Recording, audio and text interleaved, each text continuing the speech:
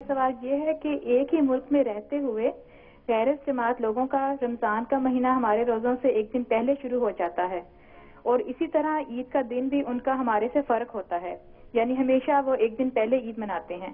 ایسا کیوں ہوتا ہے؟ جماعت احمدیہ کا اس بارے میں کیا مسلک ہے؟ کیا وہ ٹھیک وقت پر روزے شروع کرتے ہیں یا ہم؟ جزاک اللہ۔ جی ٹھیک ہے، بہت شکریہ جی۔ جی مولوی صاحب، یہ ایک انتظامی بات ہے، اور اس کے لیے حضرت خلیفۃ المسیح رابع رحمہ اللہ نے یہ نصیحت فرمائی تھی کہ مختلف ملکوں میں جو آبزرویٹری ہے وہاں سے پتہ کر لیا جائے کہ کس دن چاند انسانی آنکھ سے نظر آ سکتا ہے اور کس دن نظر نہیں آ سکتا۔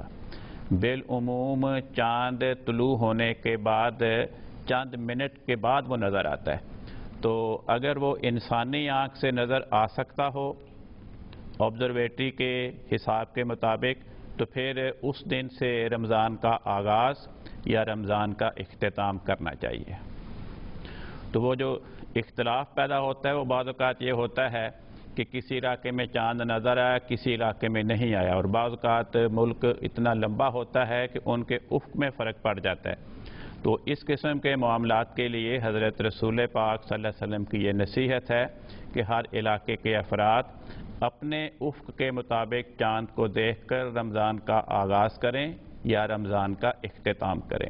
مگر بعض اوقات یہ ہوتا ہے کہ مختلف ملکوں میں چاند کو دیکھنے کے لیے کمیٹیاں بنائی جاتی ہیں، اور جو کمیٹیوں کے ممبران ہیں ان کی جو آپس میں اندرونی طور پر رقابت اور حسد ہوتی ہے وہ بھی درمیان میں حائل ہوتی ہے، اور اس کی بنا پر وہ جھوٹی سچی خبریں اور شہادتیں بنا کر ایک اختلافی محاذ قائم کر رہے ہوتے ہیں۔